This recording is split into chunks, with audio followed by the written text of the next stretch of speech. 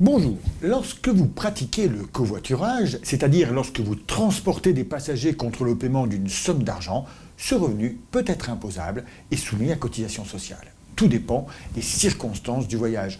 En fait, pour être exonéré de tout, donc à la fois et d'impôts et de cotisation sociale, il faut que vous respectiez cumulativement 3 conditions. Alors tout d'abord, le trajet doit être réalisé pour votre propre compte et non pour celui de vos passagers. Si vous allez par exemple de Clermont-Ferrand à Lyon, c'est que vous avez réellement quelque chose à faire sur place à Lyon. Ensuite, la somme que vous verse l'ensemble de vos passagers ne doit pas être supérieure à un prix au kilomètre en fonction de la puissance de votre voiture.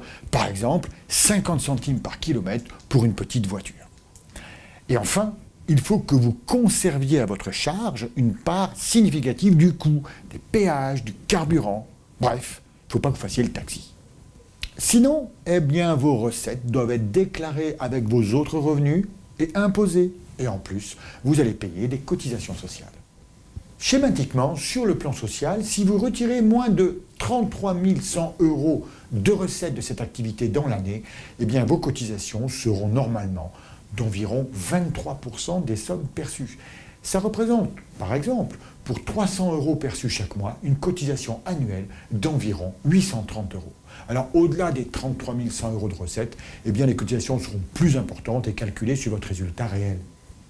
Sur le plan fiscal, cette fois-ci, si vos recettes sont inférieures à 33 100 €, eh bien vous serez généralement taxé au barème progressif de l'impôt sur le revenu sur seulement la moitié des sommes encaissées. Alors au-delà du seuil, bien entendu, vos impôts seront calculés sur votre résultat réel et pourront être plus importants.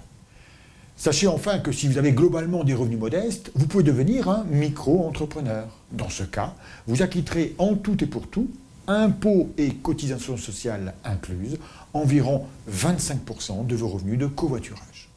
Les sites internet concernés par le covoiturage doivent déjà vous rappeler tous les ans vos obligations déclaratives et à compter de 2019, ils devront également déclarer à l'administration les sommes qu'ils vous reversent. Les taux se resserrent donc. Et pour plus de détails, vous pouvez vous rapprocher de votre conseiller habituel.